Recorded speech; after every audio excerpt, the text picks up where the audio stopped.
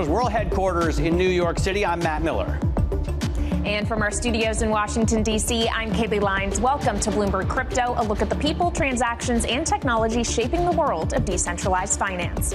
Coming up, congestion headache. Bitcoin is under pressure as transactions involving meme coins and NFTs clog its network and cause issues for Binance. Artificial intelligence has been the buzzword so far this year. We'll talk AI's potential and the perils with Sergey Nazarov, the co-founder of Chainlink. And another House hearing on digital assets is on the docket this week. Democratic Congressman and crypto skeptic Brad Sherman will join us to talk regulation and the debt ceiling drama. So all of that is ahead, but first let's get a snapshot of the market. The best way to do that on your Bloomberg terminal, CRYP Go. And what you will find is that it is a relatively muted day, though mostly a positive one for digital assets. The two major tokens, not too much change. Bitcoin up just about 0.6%, trading south of $28,000 at 27,736 at the moment. Ether is up by about 0.8%. Some of the altcoins, though, are outperforming on this particular session, Matt. Litecoin is up 3.6%. And then I'm trying to find a reason for this. We know it always isn't easy to track an actual fundamental reason why some tokens are moving the way that they are. But Bitcoin Cash on a real outperformance tear at the moment, up about 10% on the day.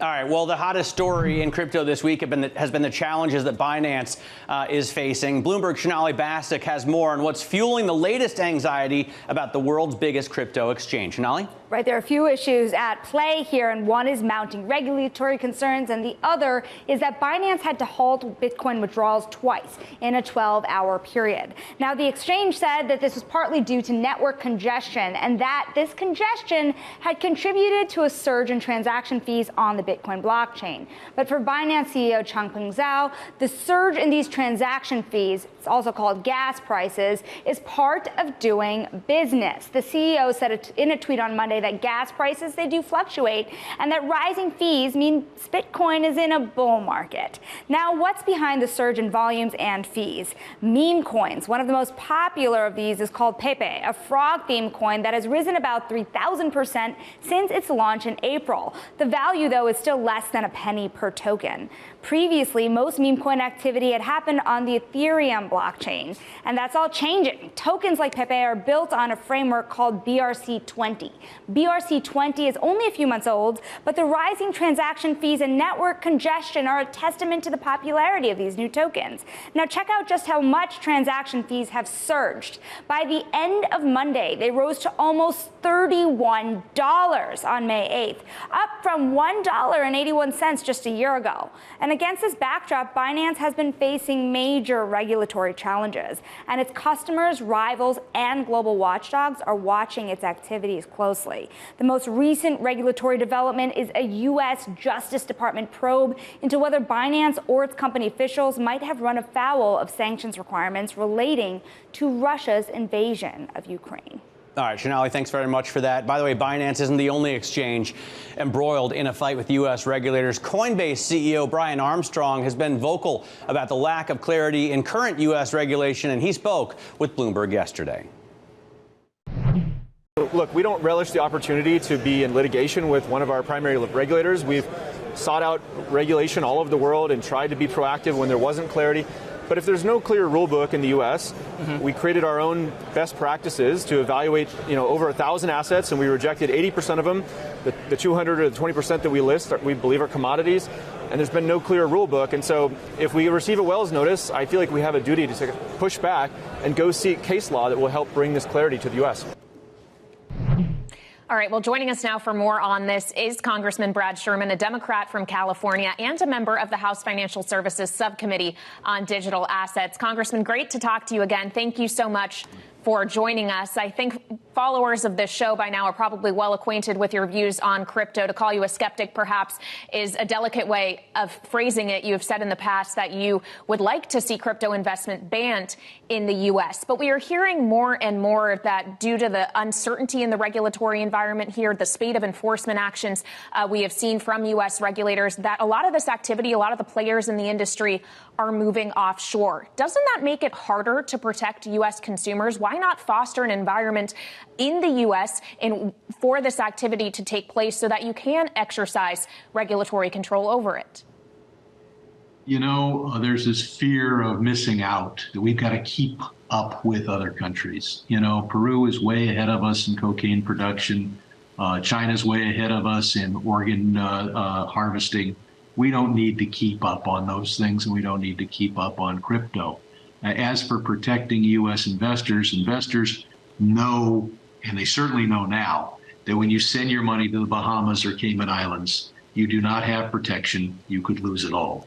And the idea that we should tell investors that something's licensed in the United States when it's not only as dangerous for the investors as crypto is, but as harmful to our country as crypto tries to be, I don't see a reason to do that. Okay, but there still is, within the subcommittee that you sit on, an effort to set some kind of guardrails, regulatory boundaries here. I know that there will be a hearing tomorrow with the digital asset subcommittees of both the Financial Services Committee as well as the Agriculture Committee in the House. Really, what that comes down to is SEC versus CFTC jurisdiction. I know where you come down on that. You'd like to see more control with the SEC, but I thought we were all agreed that Bitcoin isn't a security. No one is convinced of that. I think the vast majority. Gary Gensler has said that. Gary has said that the vast majority of tokens are securities, and if the industry wants, if they want to know what the rules are, fine. All they have to do is come to Congress and say, "Please make us a security," and we will do that. Instead, Sam Bankman-Fried was here doing a host of illegal things for one purpose, and that was to keep the SEC out of crypto. We should not trash Sam Bankman-Fried on the one hand and then pass his bill on the other hand. You say that they should come to Congress to set the rules here, but that has proven quite difficult to do, Congressman. Are you optimistic that we will actually see legislation make its way through your committee and then through its counterpart in the Senate as well? What would that be? We hear often it's stablecoins that are the lowest hanging fruit. I'm optimistic that if this industry wants real regulation, they can get it. But they don't. And they will do everything possible, including everything Sam Bankman-Fried was doing, to stop us from having real regulation of crypto and to prevent the Know Your Customer and anti-money laundering statutes from being effectively applied to the entire ecosystem. So they're here not because they want clarity, but because they want only a patina of regulation. And they're here to fight the clarity that we would have if we simply passed a law saying all crypto is a security.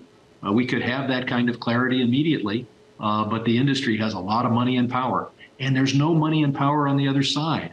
There's no PAC or lobbyist fighting for Know Your Customer, fighting against drug dealers, or there's no lobbyist in town devoted to making sure that we have effective tax law enforcement. All the money and power is in the hands of people who have literally created money out of thin air, over $1 trillion worth, and they're using that to try to prevent us from having effective regulation. I just circle back, Congressman, to Kayleigh's original question and your answer. I mean, you mentioned a South American country that apparently produces a lot of cocaine. I can't remember which one, but I'll trust you on that. I would guess that rich Americans, though, consume the vast majority of that product, right? And it's difficult for us to regulate it if we're not involved in the industry. Why wouldn't you want to create the regulation here? Because regardless of what you do, consider Bitcoin a security or not, Americans are going to be buying it and trading it. A lot more Americans will buy it and trade it if they can do it here than if they know that there's a system designed to protect investors, and they're evading that by sending their money to the Cayman Islands. So we want to minimize the amount of American investment, and you do that by having effective regulation that, as you say, will push this industry offshore, because they don't want clarity.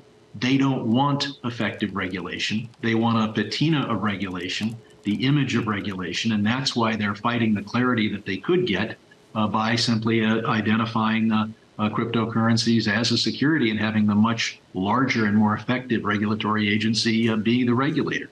No, we're not going to have the same level of investment in crypto if whether crypto is traded in the United States versus whether it's something that investors are warned every minute that they deal with it, that this is something their country doesn't want them to do. Let me pivot here and ask you about a completely different issue, Congressman, and that is the debt ceiling. What is your take on the way it works and how it could be changed? It doesn't make sense. At my home, I wouldn't do a lot of spending and then borrow to pay it later, right? I would consider the spending I'm doing before I figure out how much money I need to borrow. How should the U.S. change our course of action? Well, frankly, we shouldn't have a debt limit. A debt limit is, will you pay your bills? And the answer should always be yes, not take the country hostage. The United States is able to run a bigger deficit than other countries because of the role the U.S. dollar plays internationally. And it is the announced purpose of the Bitcoin promoters, of the crypto promoters, to take that away from us. And that would mean a tremendous loss for every American family. But what we should do is negotiate about how much we're going to spend and how much we're going to tax. And keep in mind that effective October 1, not a single dollar will be spent that Kevin McCarthy, the House Speaker, doesn't vote for. So he's got the control then. He is instead taking hostages now. Well, Congressman, as we know, Speaker McCarthy will be joining Minority Leader Mitch McConnell, Chuck Schumer, Hakeem Jeffries with President Biden at the White House this afternoon. For your party, what is the optimal outcome of that meeting? Is it better at this point if the president budges or if he doesn't? We need a clean increase in debt ceiling, and then we need to begin negotiations on what our expenditure should be for fiscal 2024 that starts this October. And it will take months for us to reach an agreement on that. We should start those negotiations now. All right, Congressman Sherman, thanks very much for your time. Really appreciate it. Congressman Brad Sherman there talking to us about crypto as well as the debt ceiling. Coming up, can the blockchain industry help prevent the misuse of artificial intelligence? We'll speak with Sergey Nazarov, co-founder of Chainlink. And the crypto exodus from the U.S. continues to pick up steam, as we were just discussing. Mike Novogratz says Galaxy is moving more operations offshore. And to access all the latest data and news on crypto, check out CRYP Go on the terminal. This is Bloomberg.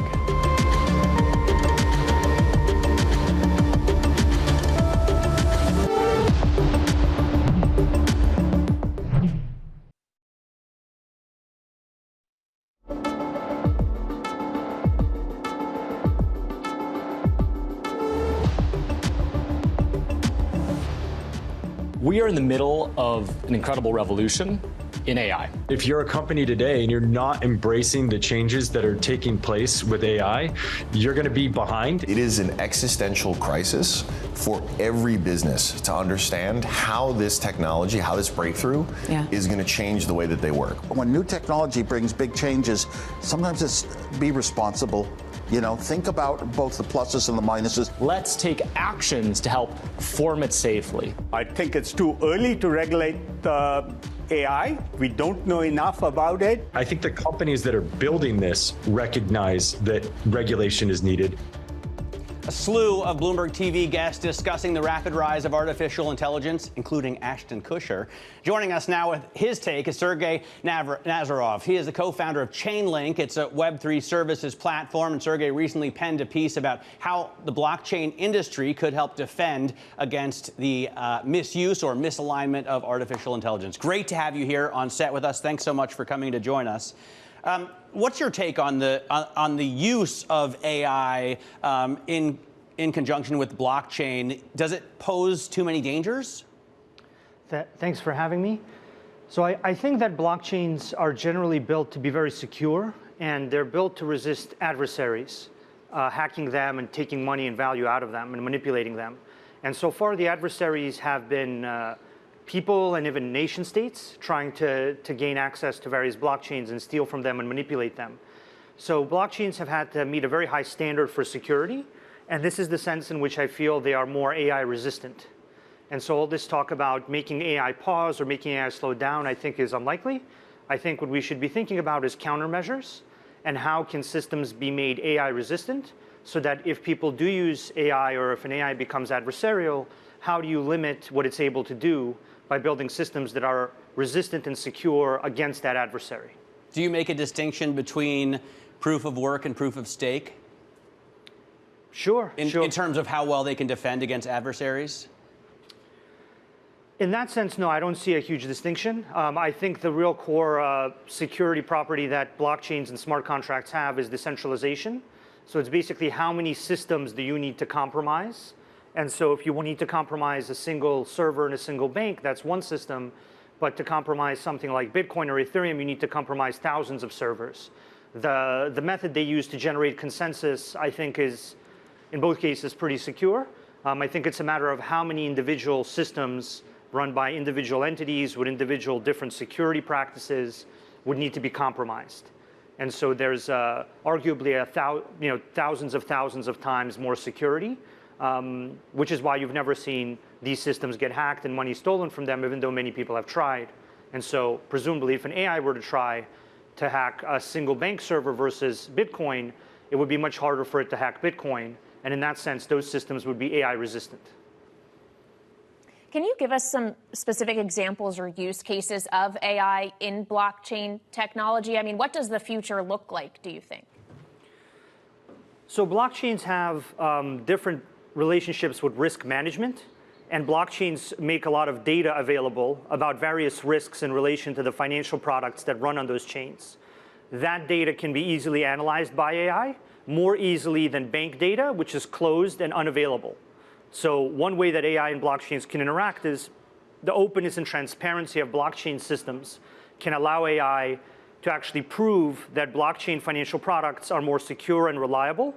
Otherwise, we're looking at using an AI for risk management in relation to bridges, moving tokens across different environments, and also just risk management in general, because blockchains fundamentally do have a big role to play in how risk is managed in both highly technical and financial systems. Well, Sergey, we were just having a conversation around regulation with Congressman Brad Sherman. We know that there is heavy regulatory scrutiny on the wider crypto blockchain landscape. There also increasingly is a regulatory eye being pointed at AI as this technology really has become so buzzy lately. Doesn't that just double down on the regulatory headache if you put these two things together? I think they're both very complex systems. I'm not sure that regulation of one relates to the regulation of the other. I think they both have their unique risks and their own unique problems. I think generally speaking that blockchains are very positive from a societal point of view. They might have been misused to a certain degree by some, but in the early days of various technologies, they're often misunderstood. So for example, cars. When cars came about, you had laws where people had to wave 2 red flags about a car entering the town limits because it was considered an explosive device. And then people learned a lot more about cars, and now we all drive around in cars, and we all use the internet. So I think there's a lot of value that blockchains provide to society, and at the end of the day, that's what regulation and society will realize. So tell us about Chainlink and the projects that you've got going, hundreds, over 1,000 projects, and the Oracle network. What is that? Sure, absolutely. So the Chainlink network has processed over $7 trillion worth of transaction value, and it's powering the vast majority of DeFi by providing it various key inputs such as data, automation, random numbers. Basically, it's an infrastructure that makes more advanced smart contracts possible. And so far, it's been very successful. It's the market leader in what it does, and it's been responsible for enabling DeFi to grow to where it is, and various other sectors of the blockchain economy like gaming and others have also rapidly grown because of Chainlink's ability to provide key services. Finally, Sergey, and this is another question colored by the fact that I'm here in Washington, where all we are talking about today is the debt ceiling ahead of a meeting taking place between Biden and congressional leaders this week. Do you see the kind of questions around the full faith and credit of the United States, the question of whether we're going to get too close to the edge or perhaps go over it, as actually something that is fundamentally positive for crypto? I think the world right now is run by a number of brands. The US dollar is one of those brands. Various banks are brands. Insurance companies are brands. And those brands make promises which are only backed by the decisions of people. And in many cases, those decisions will not result in what the consumer believes what they will result in. So, for example, recent bank failures have gotten people to question whether banks controlled by people are right for them. I think at the end of the day, we'll arrive at a world where everything is cryptographically guaranteed, including currencies, banks, insurance companies, everything. Because if you ask a person whether they want to put their faith in another person who can control the outcome of their financial life, or if they would rather put their faith in a system that can't deviate and can only act in very specific ways, then I think that second option is the far superior option. And I think that all of these issues with the US dollar and banks and everything will just highlight this alternative. And it is a superior alternative. And once people realize that, I think they will switch in mass. All right, so de-risk, diversify, and really decentralize is the advantage of crypto networks that crypto networks offer. I think it's brilliant. Great to have you in the studio. Thanks so much for joining us. Sergey Nazarov there of Chainlink. Coming up, a new blockchain network is attempting to connect applications across the industry. We'll give you more details on that. And be sure to check out our Bloomberg Crypto podcast every weekday wherever you get your podcasts. This is Bloomberg.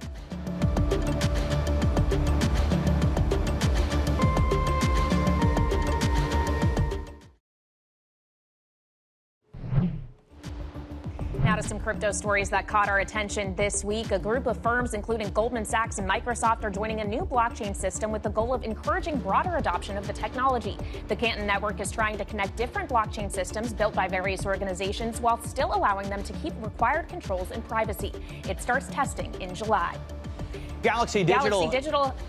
Sorry, well, it has turned profitable, I was going to say, alongside the rebound in crypto markets. The crypto firm founded by Mike Novogratz reported net income of $134 million in the first quarter. That compares to a loss of $111 million a year earlier.